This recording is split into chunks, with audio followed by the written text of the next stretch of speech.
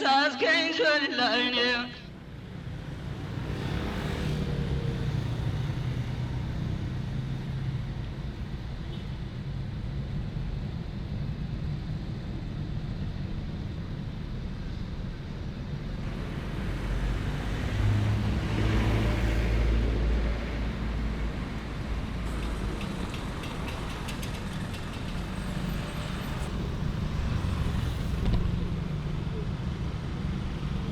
ئەمە دیمەنی یەکێک لە شارە پیرۆزەکانی کوردستانە، شاری بەرخۆدان و ئازایەتی، شاری هونەر و ڕەسەنایەتی. لەم شارە قارەمانی و بەرخۆدان تێکەڵی شیار و گۆرانی بووە. ئێرە مەهابادە، نیشتیمانی پێشەوا قازی محەممەد و ژەنەڕاڵ مەلا مستەفا بارزانی هاوڕێ و یاوەری.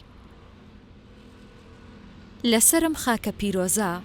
هەژار و هێمن شعر و هۆنراوەیان لێدەچۆڕێ تا ماملێ و خەلیل سەدیقی پڕ بەزاریان بچریکێنن.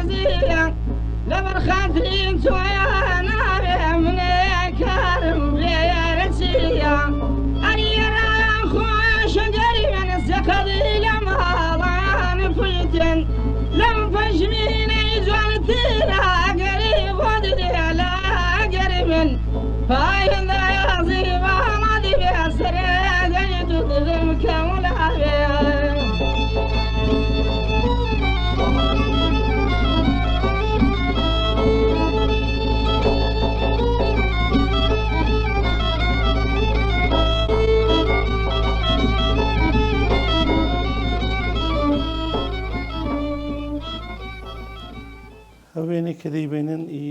مەرحومی بابمە خەلیلی سەدیقی، هەوێنێک دیکەش کە لە بادکوبەی گیراوە زمانی قازی محەممەدی کە 52 نەفەر بەڕێیان کردن. ئەو کاوە پاتۆڵە کاگڕەحمانی قازی لەگەڵە خۆی بردبوو، هەمویان بە نۆرە مەهابادیەکان ئەکسیان لێش کێشاوە، لەبەریان کردو ئەکسیان کێشاوە. تەنها ئەو دیباسە بە کاکە ڕەحمانی مەرحوم بوو کە بردبووی لەگەڵ خۆی لەوێ دانە بەدانە وەریان گرتو ئەکسیان کێشاوە. یادگارێکی باشە. لە ڕادۆی تارانێ بام داعوەت بوو، ئەرز بێ بە خزمەتت، لەوێ چوو چەند بەرنامێکی گۆرانی ئیزرا کردبوو و دوایە هاتبوونە دەرێ، لە دەرێ ئەو ئەکسیان بە یادگار کێشا بوو. ئەینی ئەو ئەکسەمان ئەوە تالێرەدا هەیە کە بەو لیباسانەوە لە خودی ڕادۆدا کێشراوە. کاتێک باسی دەنگخۆشی هونەرمەندانی شاری مەهاباد دەکرێت، محەممەدی ماملێ و عەزیز شارۆخ دوو هونەرمەندی ئاشنا و ناسراون، بەڵام خەلیلی سەدیقی کە هاوڕێی ئەم دوو هونەرمەندە بووە و لەو سەردەمەدا دەستی بە چڕین کردووە، ناوێکی نامۆیە. خەلیل سەدیقی هاوسەردەم و هاوڕێی عەلی مەردان حەسەن زیرەک و ماملێ بووە و خاوەن دەنگێکی ڕەسەن و ناوازەیە، بەڵام بە هۆکاری جۆرا و جۆر وەکو پێویست نەناسراوە.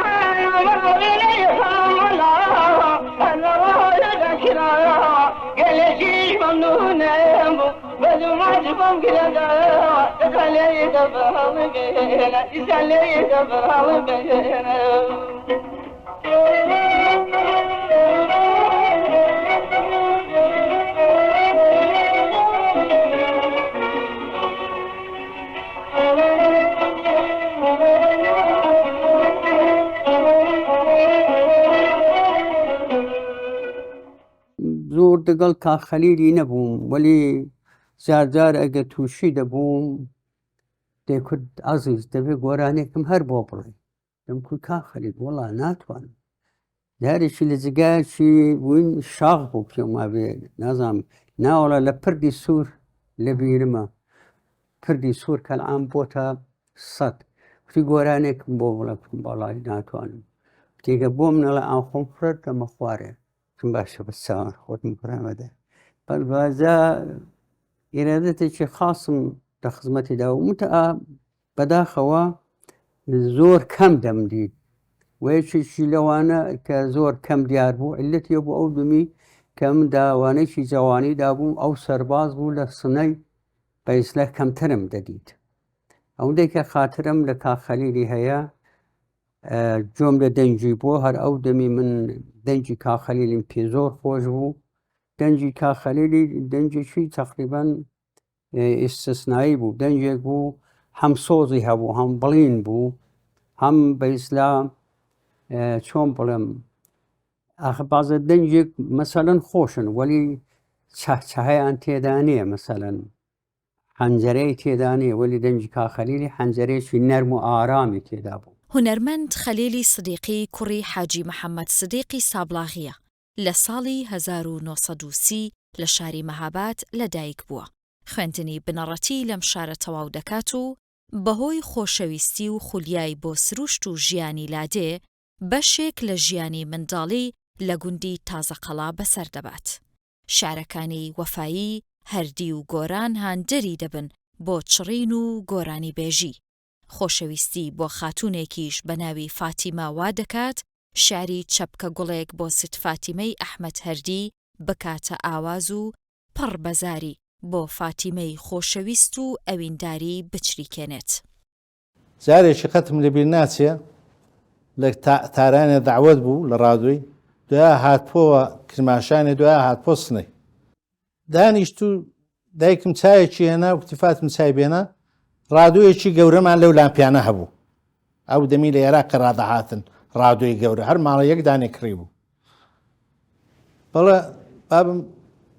ئاوای کرد ڕادۆکەی کردەوە کرماشان ئەو فاتمە دووساوی مەستەی کە تازە پڕ کردبەوە دەستی پێ کرد بە کوتنێ ئاهەنگی فاتمە دووچاوی مەستت کە شێرەکەی ئەحمەد هەردیە وەلی وانێکەکەی ئاهەنگەکەی ئەو ئاغایە داینابوو برایم خەیات ئاهەنگەکە ئەو داینابوو جاکە کاک خەلیلیش هەر کە سەرێکی ئەو دیویدا بوو ئەو ئاهەنگەی فێر ببوو ئەوەڵین بار من ئاهەنگی فاتمەم لەوی بیست دوای ئایمام لێ کرد دوای ئەمن کوتم ئەڵبەتە من بە شێوە هیچ شانم نەکوتم بە شێوەی خۆم کتۆ تیفاتم وەرە بزانە چۆنە ئەو گۆرانم ئەو ڕۆکتۆ بەیانی لە کرماشانی ئەویش تاوێک پێچ و شۆفێرەکە هەستا و چایەکەی خواردەوە و بەڕێی کرد و کوڕەمامەکەم هات لە دەرکەیدا کوتی مامە خەیربام کوتویە تا ئەرەبێ ئەویش کوتی قسەوە تۆ زۆرە لەگەڵم وەڵا هەستام چوون لەگەڵی کوتی دیسا محاکەمەمە تم بۆ کوتی کاکم پێ قەسە وەڵا چوین بابم هەر لەکنی ڕادەوەستا مەگە کوتوایدانی شەخەلی دەنا احترامی زۆر لەبەر بوو ئەویش پێی کوتی خەلی چاوەش دەسەڵ ناگریدەوە ئاکارت ئابڕوویمە بۆ دەبێت بۆ ئابڕووی بۆ کەس نەهێشتۆ چوێنان چوو گۆرانی کوتۆ چۆن وەڵا خۆلاسە بابێشم کوتی وەڵا کاکە لە دویان ناربوو فڵان و بێمانەوە خۆلاسە پاشەوەی کە چەند جار باسی کردەوە و کە بەسە و فڵانەوە دەسەڵگرە هاتینە دەرێ لە ماڵە مام وەلی خۆب تا ئەندازێکی هونەرەکەی خۆی ئیرادەدا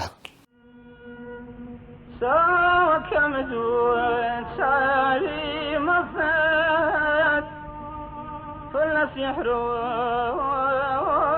وجوانيا فرشابيا وشفيفي ورخيا زكانيا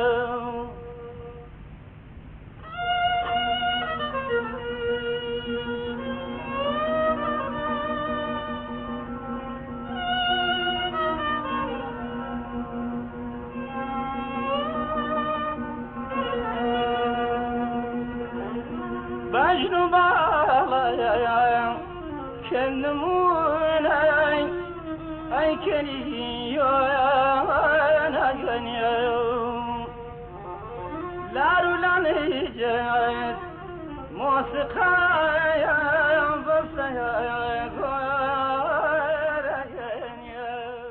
خەلیل سدیقی لە تەمەنی 22 ساڵان لەگەڵ ئەو فاتیمەی گۆرانی بۆ چڕیوە ژیانی هاوسەری پێک دەهێنێ و چونکو سەر بە ماڵباتێکی دەوڵەمەند و ناسراوی مەهاباد بووە هەمیشە لەلایەن کەسوکاریەوە داوای لێکراوە دەست بەرداری گۆرانی چڕین بێ و وەکو خان و خانزادە هەڵس و کەوت بکات بەڵام ئەوەی بەلای خەلیلەوە گرنگ بووە گۆرانی و چڕین بووە نەک ماڵ و مڵک هەرمەتەنیا خۆشەویستیە شک دەبەم ئەی چاوەکەم سەروەتم نابێ دڵزەی تۆ پەڕی ئاوەتمە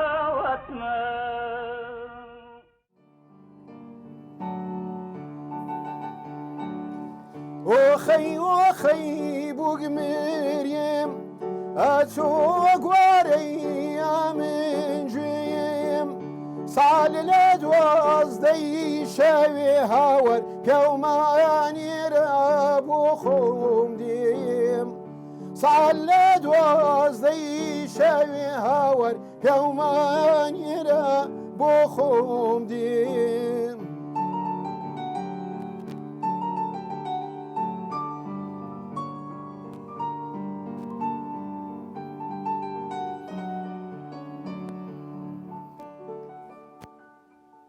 ئەوە یەکێکە لە هەرە بەناوبانگترین گۆرانەکانی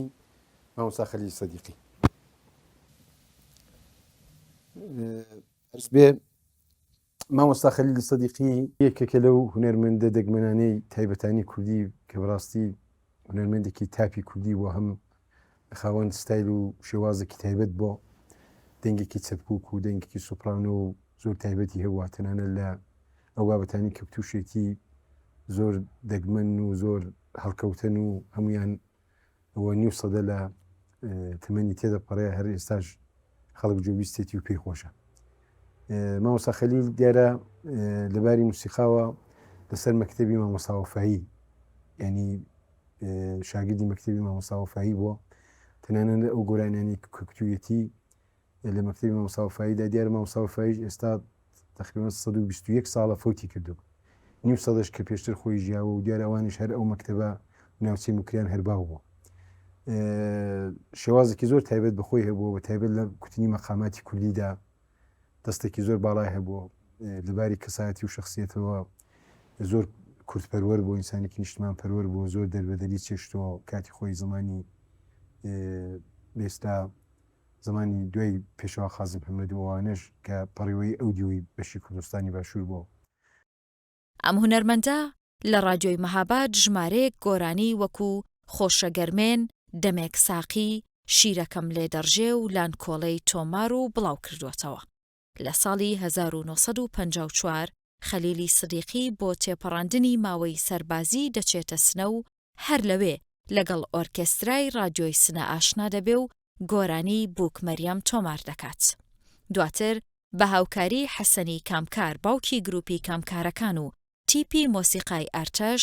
گۆرانی بەرهەڵبێنە لانکۆڵێ و فاتیما دەچڕێتەوە. ئەو لانکۆڵەیە کە ئەوەڵین گۆرانی بۆ کەکتوویەتی ئەوەی لە خودی سلێمانێ بۆ خۆی کوتی لە کارگەرێکی زمزمی دەکرد لێ فێر بوو کوتی شتی بۆ دەبردینەوە ماڵە کاروباری بۆ دەکردین کوتی هاتوچۆی دەکردین کوتی نارەی دەهات کوتی جۆمدایە شارەکەیم زۆر بەکەیفێ بوو ئەو گۆرانەی لانکۆڵم لەوێ کوت هندێک گۆرانی هەن کە تایبەت بۆ بەخانمەند مامۆستاوانیشی زیندوو کردێتەوە بۆ وێنە یەکەم کەس بۆ کە دانێک لانکۆڵی تۆمار کردەوە یەکەم کەس بۆ کە هەتی و شیرەکەم لێمە دەڕژێر ئەوانە تایبەت بوون بۆ گۆرانی ئافرەتەن یەکەم کەس ئەو شتانی تۆمار کردو و بە ئۆرکێستراش یعنی بۆ ئۆرکێسترە گەورانەی ڕادۆی ئەو کاتی کە ئێستاژ ئەگەر گوێبیستی دەبی هەر تازەیە و لە گوێیان خۆش دی.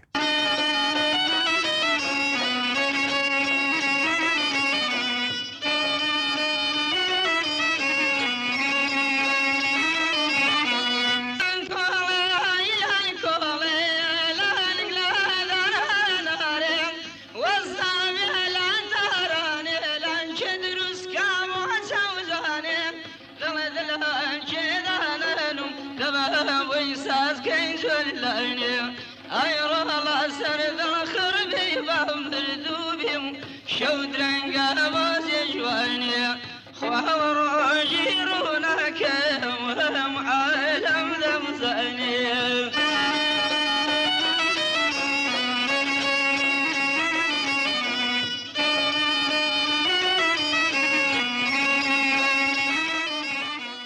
جیا لەو گۆرانیانەی لەناو ڕادیۆی چاران مەهاباد سنە و کرماشان تۆمارکراون ژمارەیەکی تر گۆرانی لەم هونەرمەندە لەناو کۆڕ و کۆبوونەوەی هاوڕێیان و هەوادارانی تۆمار و بڵاوکراونەتەوە کە ناسراوترینیان بریتین لە قەتار، دەمەگری مەگری، ئەو چاوانەی وا خوماری نازن، ئایشلێ و نازەنینێ، ئەژدیهاک. گۆرانی ئەژدیهاک گۆرانیەکی سیاسیە و دژ بە حکوومەتی پاڵەوی ئەو سەردەما گوتراوە.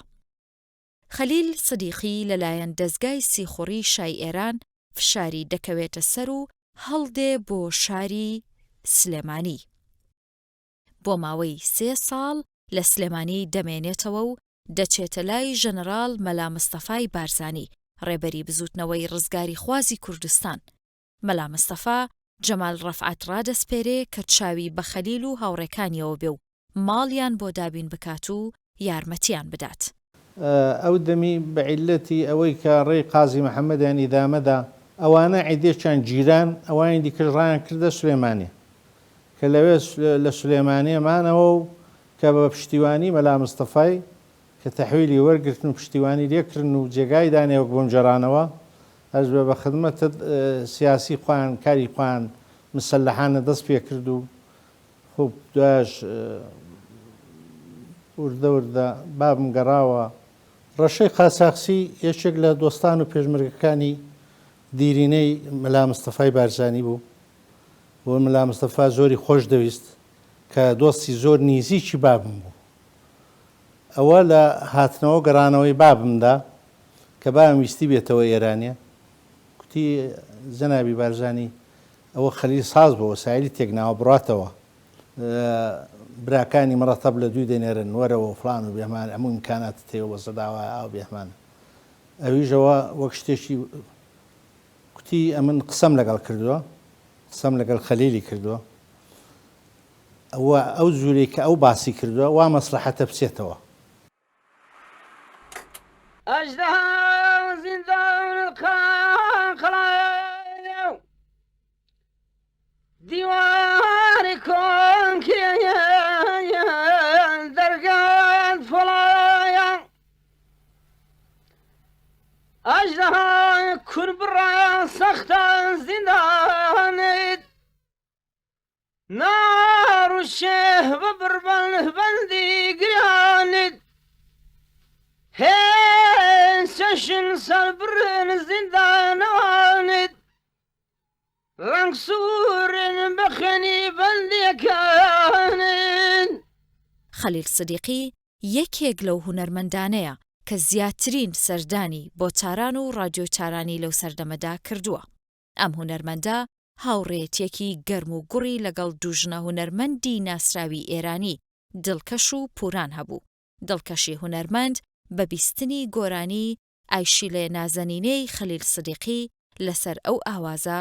گۆرانی جامتەلا دەچڕێ کە یەکێکە لە شاکارەکانی گۆرانی کلاسیکی فارسی. مامۆستا تەنانەت زۆر گۆرانی بەداخەوە کە کتوێتی تۆمار نەکراون یعنی ئەو هەلومەرزەی نەبوو کاتی بارودۆ وەگەستا نەبوو بۆ وێنە کاتێک کە لە ڕادیۆ تاران بۆ داوت کراوە لەگەڵ خزمێکی لێ ڕادەچێتەوێ کە دەستنە ستۆدیۆیە دیارە لەگەڵ دڵکەشی ناسیاوی پێدا دەکا و لەگەڵویش تەنانەت گۆرانی کتۆتەوە هەرەوە گۆرانی ئایشی لێ نازەنینیە یا ئەوەی کە خودی دڵکەش سەهەر کەس کوهێ بۆ لە ئەنجامێتە ئەوان بە هەتە مامۆستا حەسەزیەکی شەرەوەی خوێندووە. بابم علاقەشی زۆر خاصی بە دەنجی مەرزیە و دڵکەشی بوو وە پوراریشی لە دوورەوە زۆر پێجوان و دەنگخۆش و خۆشەویست بوو. خۆلاسە ئەوە کە نزیک دەبنەوە بە وەسیلەی شکرڵای بابان و جەماعەتێک لە کوردەکانی مقیم لەگەڵ دڵکەشی بابم دۆستایەتی پەیدا دەکات. وڵا لەوێ گوگل هەڵدەستێ بەرنامە ئیجرا دەکات، دوایەوەی دەڵێ لە دوی چەند نەفەری دیکەشم نردوانیش دەلان دێن، گوگوش دێتەوە لە کنێندا دەنیشێ، دوایە بابم هەڵدەستێ ئەو ئایشی لێ نازەنینەی دەڵێ ئەو گۆرانەی بابم تێکرار دەکاتەوە، یعنی ئەویش مەبەستی هەر لە بابمە بیا بەریم دنباڵێ ئان مەردە بەڵاند، مەبەستی بابم دەبێت لێرەدا.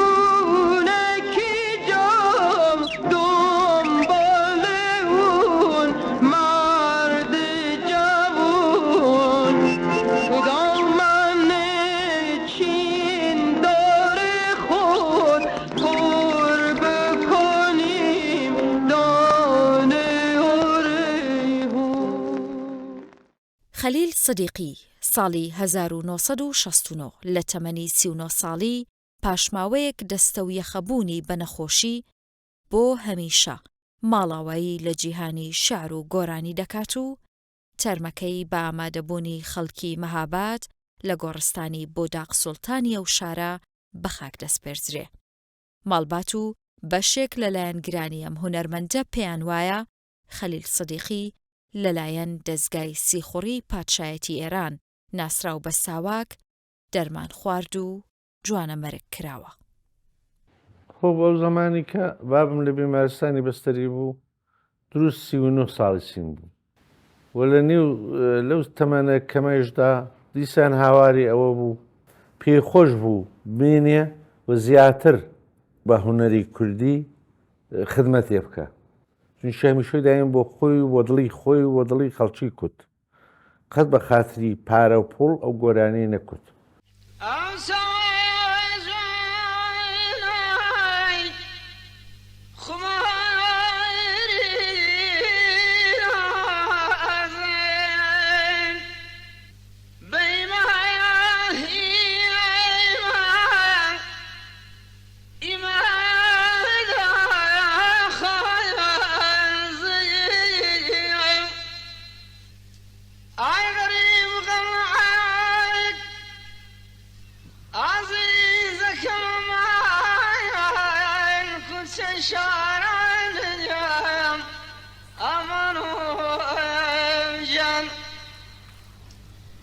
Arizam